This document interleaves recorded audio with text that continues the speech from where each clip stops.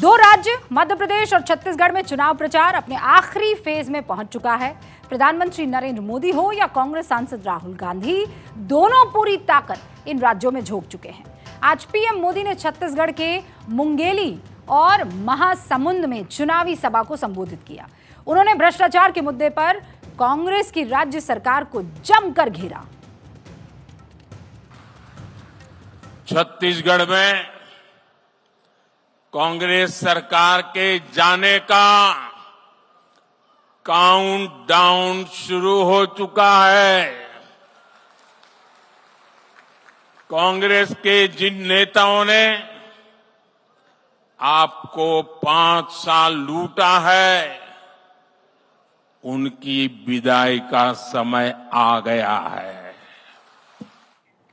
उधर कांग्रेस सांसद राहुल गांधी ने मध्य प्रदेश के नीमच, हरदा इन इलाकों में चुनावी सभा को संबोधित किया। भोपाल में रोड शो भी किया। 18 साल से यहां बीजेपी की सरकार है और आपने अपनी आंखों से इनका भ्रष्टाचार, इनकी लूट, इनकी सरकार को गहराई से देखा है।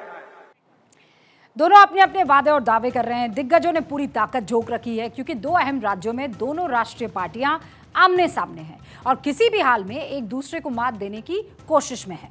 छत्तीसगढ़ में इस बार का पूरा चुनाव बीजेपी राज्य सरकार के खिलाफ भ्रष्टाचार के मामले पर लड़ रही है, जिसमें सबसे बड़ा मामला महादेव ऐप का है। छत्तीसगढ़ में सट्टेबाजी के लिए बदनाम महादेव ऐप के मामले में आरोपों के दायरे में सीधे मुख्यमंत्री भूपेश बघेल हैं और बीजेपी किसी भी हाल में इस मामले को छोड़ना नहीं चाहती है। इसीलिए पीएम मोदी हो या गृह मंत्री अमित शाह, सभी ने भूपेश बघेल को इस मसले पर सीधा घेरा है। केंद्र में मोदी जी की सरकार है। मोदी जी ने चंद्रयान भेजा चंद्रमा पर, तो वो पॉइंट का नाम शिव शक्ति पॉइंट देकर भगवान शंकर के श्रद्धा व्यक्त करने का काम किया। और यहां कांग्रेस की सरकार है, उन्होंने क्या करा? महादेव ऐप से जुड़ के सट्टा खोलने का काम करा। अरे भाई शर्म करो, शर्म करो, कम से कम महादेव को तो छोड़ देते। छत्तीसगढ़ के पूरे चुनाव को बीजेपी ने पिछले 5 साल में सीएम भूपेश बघेल पर लगे भ्रष्टाचारों के आरोप पर केंद्रित करने की कोशिश की है। बीजेपी ने छत्तीसगढ़ के चुनाव की शुरुआत में ही एक बड़ी प्रेस कॉन्फ्रेंस के जरिए राज्य की कांग्रेस सरकार पर 104 पेज का आरोप पत्र दिखाया। इसमें भूपेश बघेल और उनकी सरकार पर गोधन न्याय योजना, सरकारी नौकरी में भर्ती, कोयला खदानों के आवंटन और शराब लाइसेंस में अनियमितता जैसे घोटालों के आरोप लगाए। और बहनों, ये कांग्रेस पार्टी की सरकार घोटाले की सरकार है। भूपेश बघेल ने शराब में 2000 करोड़ का घोटाला किया, कोयला परिवहन में 540 करोड़ का। मोदी जी चावल भेजते हैं, इसमें 5000 करोड़ का। अरे सब छोड़ो, कोयला, चावल, शराब, मैंने मेरे जीवन में गाय के गोबर में घोटाला करने वाला आदमी नहीं देखा। इसने गोठान का भी घोटाला कर। इन आरोपों को और मजबूती तब मिली जब ईडी ने भूपेश बघेल के कई करीबियों के घर पर छापेमारी की। महादेव ऐप मामले में एक छापेमारी में आरोपी असीम दास की गिरफ्तारी हुई। ईडी ने असीम दास से पूछताछ के आधार पर भूपेश बघेल पर 508 करोड़ रुपए महादेव ऐप से लेने का आरोप लगाया। 4 नवंबर को सामने आई इस खबर ने एक बार फिर से छत्तीसगढ़ के चुनाव के केंद्र में भ्रष्टाचार को लाकर खड़ा कर दिया। हालांकि छत्तीसगढ़ के सीएम भूपेश बघेल ने तमाम आरोपों को बीजेपी की हताशा का परिणाम बता दिया। आरोपों को सिरे से कैसे खारिज किया है, आप भी सुनिए। इससे बड़ा मजाक और क्या हो सकता है कि आप किसी सूबे के मुख्यमंत्री पे किसी आदमी से मार पीट के या दबाव डाल के बुलवा दो। मैं किसी को पकड़ लूं और बोल दूंगा यदि प्रधानमंत्री का नाम लेने के लिए, तो क्या प्रधानमंत्री से पूछताछ करेंगे? मतलब किसी की इज्जत उछालना बहुत आसान हो गया। छत्तीसगढ़ में बीजेपी भ्रष्टाचार के साथ ही चुनाव प्रचार में मोदी की गारंटी को भी भुनाने की कोशिश में है। प्रधानमंत्री मोदी ने प्रदेश में अभी तक 6 चुनावी सभाओं को संबोधित किया है। 15 साल तक लगातार शासन चलाने के बाद पिछले चुनावों में बीजेपी कांग्रेस के घोषणा पत्र के सामने टिक नहीं पाई और कांग्रेस ने 90 में से 68 सीटों पर जीत हासिल करके सरकार बना ली और इस बार बीजेपी एक बार फिर सत्ता में वापसी चाहती है और इसीलिए इस बार बीजेपी ने भी छत्तीसगढ़ की जनता के लिए वादों की झड़ी लगा दी है। दूसरी तरफ कांग्रेस के सामने एंटी इनकम्बेंसी के साथ ही भ्रष्टाचार के मामलों से पीछा छुड़ाना एक बड़ा चैलेंज है और इसीलिए कांग्रेस ने एक बार फिर से प्रदेश में सीएम भूपेश बघेल के बजाय सामूहिक नेतृत्व के दम पर चुनाव में उतरने का फैसला किया है। 5 सालों तक छत्तीसगढ़ कांग्रेस के पोस्टर बॉय थे भूपेश बघेल। अचानक वो पोस्टर से गायब हो गए और टीएस सिंहदेव, चरणदास महंत, ताम्रध्वज साहू के साथ भूपेश बघेल की तस्वीर पोस्टर्स में छोटे छोटे आकार में दिखाई दे रही है। लेकिन राहुल गांधी सहित कांग्रेस के शीर्ष नेतृत्व ने छत्तीसगढ़ में अपनी पूरी ताकत झोंक दी है।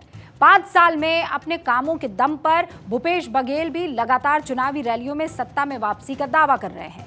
कांग्रेस के पास भूपेश बघेल की उपलब्धि बड़ा हथियार है। राहुल गांधी, कांग्रेस अध्यक्ष मल्लिकार्जुन खड़गे और प्रियंका गांधी लगातार छत्तीसगढ़ में सभाएं कर रहे हैं और बघेल के काम को मुद्दा बनाया जा रहा है और कहा जा रहा है जितना काम हमने किया उतना कोई नहीं कर सकता। पहले हमने छत्तीसगढ़ के किसानों को पिछले 5 साल में सही दाम देने की गारंटी करी। तो छत्तीसगढ़ में धान उगाते हैं, हमने चुनाव में गारंटी करके कहा देखिए शुरुआत 2,500 रुपए प्रति क्विंटल धान के लिए होगा। छत्तीसगढ़ में हमने यह वायदा किया और आज छत्तीसगढ़ में धान के लिए सबसे ज्यादा पैसा, हिंदुस्तान में सबसे ज्यादा पैसा कांग्रेस पार्टी की सरकार किसानों को देती है।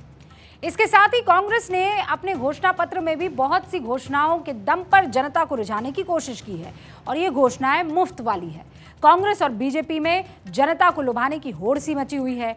बीजेपी ने महतारी वंदन योजना के तहत शादीशुदा महिलाओं के लिए 12,000 रुपए सालाना देने की घोषणा की है। कांग्रेस ने अपने घोषणा पत्र में 15,000 सालाना देने की घोषणा की है। दोनों पार्टियों ने गैस सिलेंडर 500 रुपए में देने का वादा किया है। बीजेपी प्रति एकड़ 21 क्विंटल धान खरीद का वादा कर रही है। कांग्रेस प्रति एकड़ 20 क्विंटल धान खरीदने का दावा कर रही है। हालांकि मौजूदा वक्त में सरकार प्रति एकड़ 15 क्विंटल धान खरीदती है। तेंदुपत्ता संग्राहकों के लिए बीजेपी 5,500 रुपए प्रति बोरे एमएसपी देने की बात कर रही है। कांग्रेस 6,000 प्रति बोरा खरीदने की बात कह रही है। दोनों पार्टियों की इन घोषणाओं के बाद भी छत्तीसगढ़ के सीएम भूपेश बघेल ने इस चुनाव में अलग अलग मंचों पर और भी बड़ी घोषणाओं का दौर जारी रखना मुनासिब समझा। दिवाली के अवसर में मैं घोषणा करत हूं कि आज आप सब कांग्रेस ला वोट दो, छत्तीसगढ़ के कांग्रेस सरकार बनाओ और छत्तीसगढ़ गृहलक्ष्मी योजना हमन सरकार बनी लॉन्च करबो और सबो मातारी बहनी मल्ला 15,000 रुपया सालाना देबो। कुल मिलाकर 20 सीटों पर 7 नवंबर को मतदान होने के बाद बाकी के 70 सीटों के लिए छत्तीसगढ़ में जोर आजमाइश बहुत बड़े दौर पर जारी है। जनता पिछले 1 महीने से नेताओं को सुन रही है, उनके दावों को परख रही है और 3 दिसंबर को नतीजों के ऐलान के बाद ये साफ हो जाएगा कि बीजेपी के भ्रष्टाचार का मुद्दा छत्तीसगढ़ को भा गया या फिर कांग्रेस सरकार के कामकाज पर जनता ने विश्वास दिखाया है। छत्तीसगढ़ की बात तो हमने कर ली, लेकिन अब 17 तारीख को मध्य प्रदेश में सभी 200 सीटों पर यानी एक ही चरण में मतदान होने वाला है। जाहिर है चुनावी चाशनी यहाँ भी उबाले मार रही है। एक तरफ 18 साल की सत्ता बचाने की चुनौती शिवराज सिंह चौहान के कंधे पर है, दूसरी तरफ 15 महीने में सत्ता गंवाने के बाद कमलनाथ भी इस बात पर पूरा जोर लगाए हुए हैं। छत्तीसगढ़ से उलट मध्य प्रदेश में बीजेपी के सामने एंटी इनकम्बेंसी बहुत बड़ी चुनौती है। कांग्रेस के तमाम दिग्गज इस बार मध्य प्रदेश की जनता से एक मौका मांग रहे हैं ताकि वो दिखा सके कि प्रदेश को बीजेपी से बेहतर तरीके से हम आगे लेकर जाएंगे। जो रणनीति कांग्रेस छत्तीसगढ़ में अपना रही है, लगभग वैसी ही रणनीति पर बीजेपी मध्य प्रदेश में चुनाव लड़ रही है। 16 साल से मध्य प्रदेश में सरकार चला रहे शिवराज सिंह चौहान को बीजेपी ने इस बार चेहरा घोषित नहीं किया है, बल्कि प्रधानमंत्री मोदी के चेहरे और सामूहिक नेतृत्व के दम पर बीजेपी एंटी इनकम्बेंसी की कार्ड खोजने में लगी हुई है। इसीलिए अभी तक प्रधानमंत्री मोदी ने राज्य में 5 चुनावी सभाओं को संबोधित किया है। मध्य प्रदेश के ये चुनाव सिर्फ भाजपा और कांग्रेस के बीच के नहीं है। ये चुनाव मध्य प्रदेश के उज्जवल भविष्य को तय करने वाले चुनाव है। खुद गृह मंत्री अमित शाह लगातार 3 दिनों तक मध्य प्रदेश के अलग अलग संभागों का दौरा करके तमाम नाराजगी को खत्म करने की कोशिश करते दिखे। बीजेपी शीर्ष नेतृत्व 2018 के विधानसभा चुनावों में की गई गलतियों को किसी भी हाल में दोहराने से बचती हुई दिख रही है। उधर कांग्रेस इस बार 2018 के नतीजों से सीखकर आगे बढ़ने की जुगत में है। मध्य प्रदेश में कांग्रेस का चेहरा कमलनाथ है। बीते 5 सालों से वो प्रदेश कांग्रेस को अपने हिसाब से चला भी रहे हैं। आला कमान की तरफ से उन्हें पूरी आजादी मिली हुई है। ऐसे में बीजेपी के सामूहिक नेतृत्व का सामना कमलनाथ से है। कमलनाथ के हिस्से 15 महीने की अपनी सरकार के कार्यकाल का कामकाज गिनाने का मौका भी है। मध्य प्रदेश कांग्रेस के तमाम पोस्टर्स में कमलनाथ सरकार के कामकाज का जिक्र हर सड़क, हर चौराहे पर दिख रहा है। ये सुन ले कान खोल के, कल के बाद परसों भी आएगा और क्या हिसाब लेना है आपसे, क्या उनका करना है, आप और मैं तय करेंगे और ऐसा कोई छूटेगा नहीं। ये सुन लें, जो करना है कर लें, पर आगे 5 साल भी काटना पड़ेगा आपको। मध्य प्रदेश के चुनावों में भी इस बार मुफ्त की घोषणाओं की होड़ सी लगी हुई है। बीजेपी ने बच्चियों के जन्म पर 2 लाख रुपए देने की घोषणा की है। कांग्रेस ने 2,51,000 रुपए देने की घोषणा की। किसानों के लिए बीजेपी ने 2700 रुपए प्रति क्विंटल गेहूं और 3100 रुपए प्रति क्विंटल धान की खरीद का वादा किया। कांग्रेस कह रही है 2600 रुपए प्रति क्विंटल हम गेहूं खरीदेंगे और 2500 रुपए प्रति क्विंटल धान की खरीद का वादा कर रहे हैं। यानी कौन आगे कौन पीछे, इसकी रेस अभी भी लगी हुई है।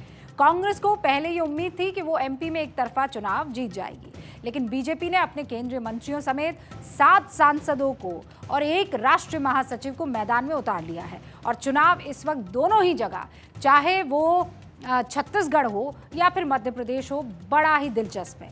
ग्वालियर चंबल के इलाके में मध्य प्रदेश के ज्योतिरादित्य सिंधिया ने बीजेपी के प्रचार की कमान संभाली हुई है। शिवराज सिंह चौहान लगातार पूरे राज्य का दौरा कर रहे हैं। कांग्रेस से दिग्विजय सिंह है और कमलनाथ है, पूरे चुनाव को अपने हाथों में लिया हुआ है। राहुल गांधी, प्रियंका गांधी पूरी ताकत लगा रहे हैं। लेकिन मध्य प्रदेश का चुनाव भी लाडली लक्ष्मी योजना, सिंधिया फैक्टर, मुफ्त की घोषणाएं और एंटी इनकम्बेंसी के इर्द गिर्द घूमता हुआ दिख रहा है। ऐसे में दोनों राज्यों में दोनों ही पार्टियों की घोषणा पत्रों में प्रोडक्ट एक जैसे हैं, बस उसकी पैकेजिंग जो है वो अलग अलग तरीके से है। अब जनता 17 नवंबर को तय करेगी कि वो कौन सा गिफ्ट पैकेज लेना इस वक्त चाहती है। हम भी इंतजार करेंगे।